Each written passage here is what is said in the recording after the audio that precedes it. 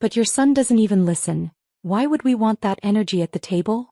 My sister laughed, loud on purpose, like sarcasm was seasoning for the turkey. Dad chuckled, tapping his fork on the plate like this humiliation was just a casual family tradition. They didn't whisper. They didn't lower their voices. They wanted me and my son to hear.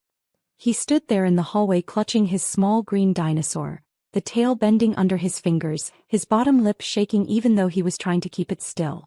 That tiny moment, that tiny tremble, is the kind of thing a mother never forgets. Hi everyone, my name is Sienna Blake, I'm 31, and sometimes I wonder, is betrayal heavier when it's served by strangers? Or when it's served by the same blood that raised you? Dad texted me like it was a punchline. We're doing Thanksgiving with just the well-behaved kids. Yours can skip this year. Like my son was noise. Like my child was a problem. Like I should be grateful they were honest. My throat tightened, but my fingers stayed steady when I typed back. Understood. I'll cancel my card for the event. Note, my Amazon card was the one paying for their entire Thanksgiving dinner. The turkey, the desserts, the decorations, the extra chairs. All of it.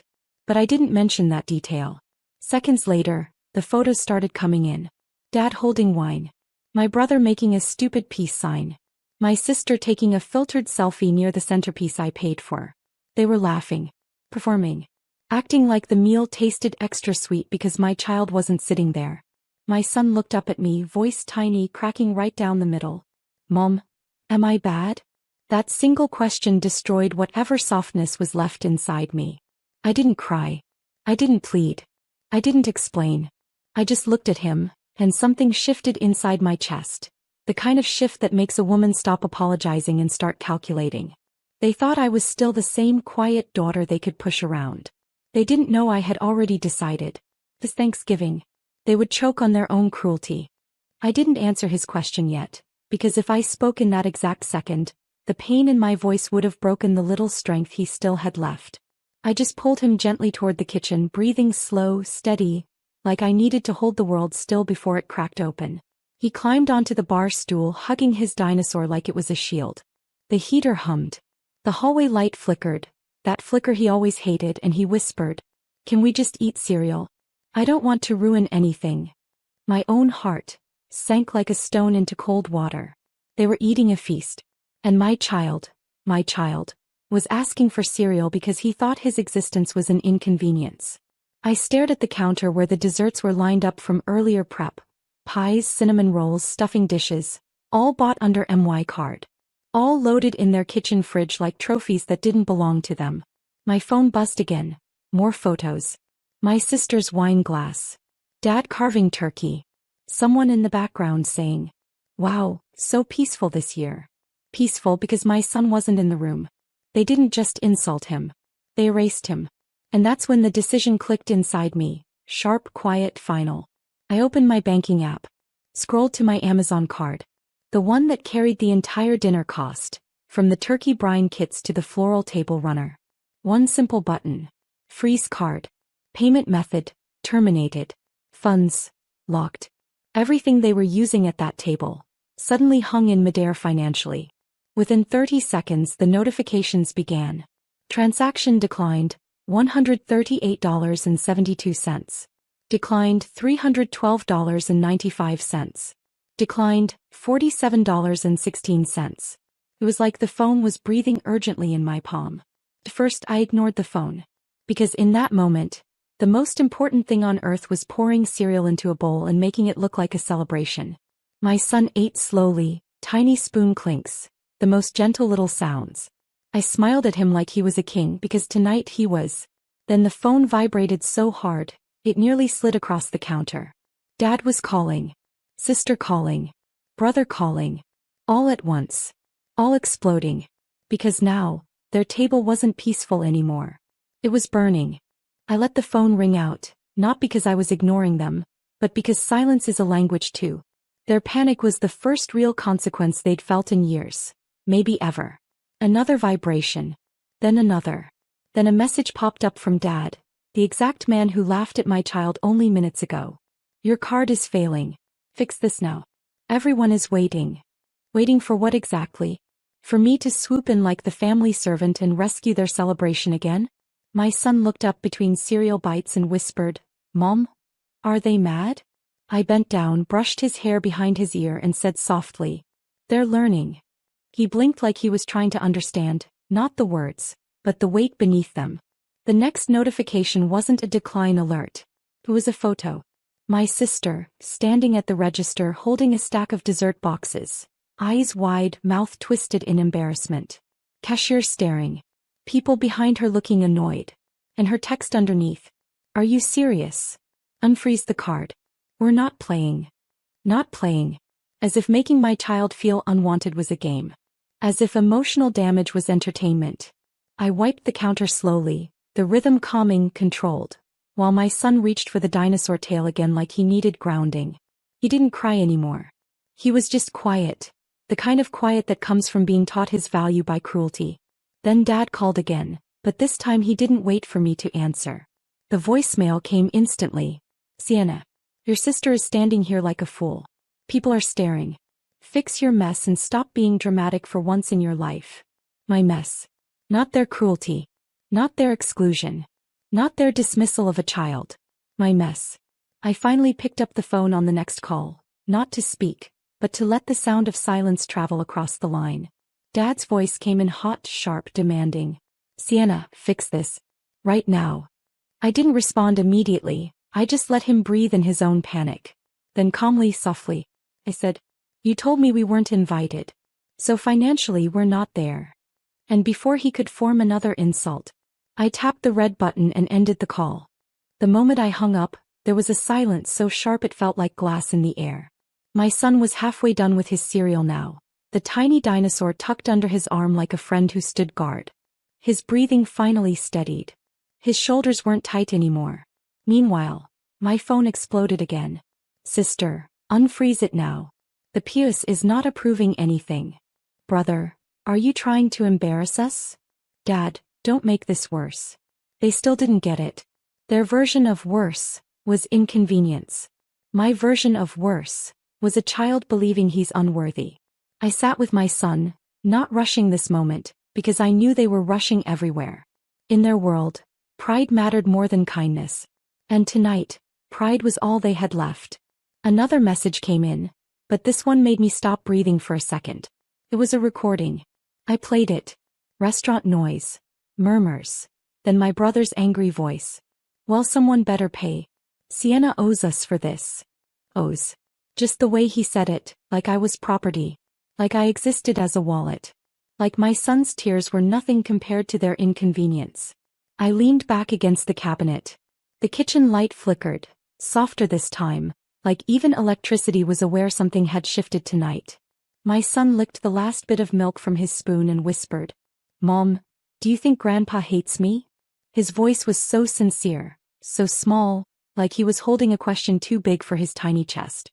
I closed my eyes for 1 second, letting the ache move through my lungs, but when I opened them, the ache had turned into something else. Clarity. "That's not your burden," I whispered back. "It's theirs." He nodded, slowly, then leaned his head on my arm. That little gesture, that tiny trust, was the moment my revenge found its real purpose. This wasn't about teaching them a lesson to humiliate them. This was about showing him, my son, that love defends. It doesn't abandon. It doesn't bow. It doesn't prove itself to people who choose cruelty. I looked at the screen, at all the missed calls, all the frantic messages. And then I typed back, not to them but to myself. They want a battle? Then they'll get a reckoning. Because tonight wasn't even the peak. This was just the first cut of the blade. I hit send like I was closing a door. The words sat on my screen and shimmered, small and dangerous. They want a battle? Then they'll get a reckoning. I didn't draft a manifesto. I didn't shout from the rooftops. I made quiet moves. Surgical, precise. The way you protect a child without making a spectacle. First, I called the card company's fraud line. Calm voice. Measured facts. I reported suspicious, unusual activity and requested an immediate temporary block pending verification. Paperwork was filed. A claim number blinked across my screen like a little beacon. Then I called the florist and rescheduled the delivery, the centerpiece that would have sat like proof of my attendance, to arrive at an address 2 neighborhoods over, in a cafe where my small army of single moms met every Thursday. I changed the billing email to one they didn't control. I rerouted receipts. I canceled the catering tip and redirected it to a soup kitchen downtown. I sent the leftover pies to the shelter where my friend works. The same shelter where my mother had once lined up for help years ago when things were rough. Everything small and invisible to them, but everything monumental for the people receiving it. My son watched me, eyes big and steady, like he understood more than I gave him credit for. He asked once, "Are you going to make them sad on purpose?" "No," I said. "I'm going to make them see themselves. That's different." He nodded and then, without ceremony, he placed his dinosaur on the windowsill, the green toy catching the streetlight like a little sentinel. That dinosaur became our motif that night. Stubborn, fierce, tiny but watchful. I liked the symbolism, a fierce guardian no one took seriously until it mattered. As messages kept coming, new demands, guilt-laced pleas, performative apologies, I let them pile. I didn't answer the calls that begged and barked. Instead, I answered the people I trusted. My neighbor who could pick up the extra dessert for the shelter, the single mom who needed winter coats, the friend who agreed to post an anonymous note about community dinner donations. Somewhere between redirecting money and sending gifts, I updated my social accounts. Not a call-out, not a rant, just a soft, ambiguous photo of a half-set table, a cereal bowl beside a folded napkin captioned, "Food is love. Don't let anyone tell you otherwise." If they saw it, they would feel a prickle. If they didn't, the people who needed dinner would. At 8:24 p.m., my phone lit up with a strange new kind of message. Not a demand, not a performance, but a picture from an unknown number. My sister, eyes rimmed red, sitting at the now empty table, the leftover turkey under a heat lamp, the centerpiece wilting. No filters. No laughs. Just the raw, hollow look of a thing that had been expected to feel like victory but tasted like ash. I put the phone down and my son climbed into my lap. He pressed the dinosaur into my palm and said with a seriousness beyond his years, "We did the right thing, Mommy." And in the quiet that followed, the heater ticking, the light flicker steady, I felt something else settle. The knowledge that kindness redirected was louder than any sarcastic laugh. I tucked him into bed early that night, not because he was tired but because his small body finally felt safe again. He curled under the blanket and whispered, "Do you think tomorrow will feel nicer?" I kissed his forehead and said, "Tomorrow is ours." He closed his eyes without fear for the first time that day. When I stepped back into the living room, the phone lit up again. This time Dad didn't bother with calls. He finally sent a text that wasn't arrogant. It was a single line. "We need to talk. Not fix this. Not unfreeze your card. Not, you made a mess. We need to talk." Meaning, now they were worried about losing me, not just the money. I didn't reply. Instead, I made chamomile tea and sat down on the couch. And for the first time that night, I allowed myself to breathe, really breathe. The quiet creaks in the house felt like the walls exhaling with me. Another message came in, from Mom. She had stayed quiet through all of this. Until now. "Why would you humiliate your family on Thanksgiving?" I stared at that sentence for a long moment, because there's always one person who flips the blame back on the quiet girl. I typed slowly, without venom, without shaking hands. I didn't humiliate anyone. I just stopped funding people who humiliate children. I hit send. No emojis. No over-explanation. No performance. Her reply didn't come. Silence. The kind that says a truth landed and can't be unraveled. Then, like a final blow, my sister's husband texted me from his number. He never texts me ever. "The restaurant is closing. We can't pay the balance. Dad is furious." There was, finally, the real problem. Not my son's feelings. Not the cruelty. Not the humiliation. Money. Their entire meltdown, every insult and voicemail, was never about inclusion, respect, or family. It was about the fact that without me, the feast fell apart. I placed the phone screen down and looked at the dinosaur still on the windowsill, tiny green silhouette against the streetlight, like a reminder that this wasn't petty revenge. This was protection. This was reclaiming value. And they still hadn't realized, I hadn't even touched the most devastating part yet. The part that would hit them where it truly hurt, not their plates but their pride. I barely slept, not because of regret but because a certain kind of clarity sits like steel inside the chest. Revenge wasn't the goal, correction was. When the house was quiet, I made coffee, opened my laptop and began the real work.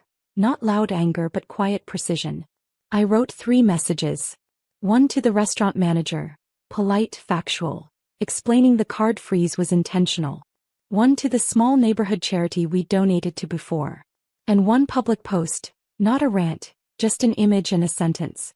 The manager replied fast. He wasn't angry, he sounded relieved someone finally told him the truth. He admitted how humiliating it is when families shout at staff because a card fails. I didn't apologize, I offered a clear path. Hold service. If they pay themselves, fine. If not, redirect leftovers to the shelter. I'll coordinate pickup. He paused, then agreed. Not to shame them, but to let the consequences sit exactly where they deserve to sit. Around noon, the shelter people arrived.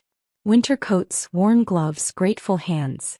The centerpiece, the one they thought was for their perfect family table, looked more honest sitting inside that shelter hall than it ever could have on their Instagram stories. Then I posted my image. Not them. Not the restaurant. Not the table.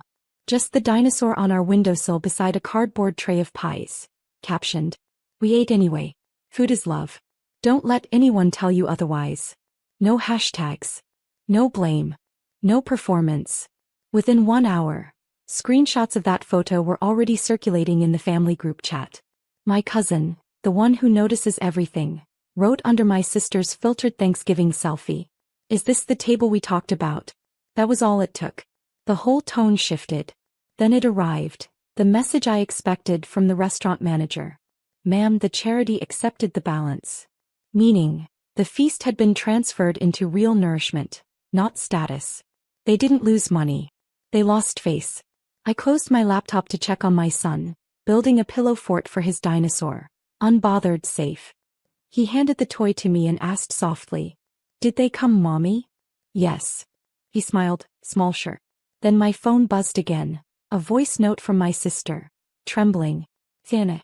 And in that tiny pause, the entire architecture of their cruelty began to shake. I didn't play the voicemail yet. I let it sit, like a sealed envelope holding the exact temperature of their regret. Instead, I lit one single candle on the kitchen counter, cinnamon-scented, and the flame reflected inside the dinosaur's tiny glossy eye, like the universe had shrunk all the meaning down into one small green witness.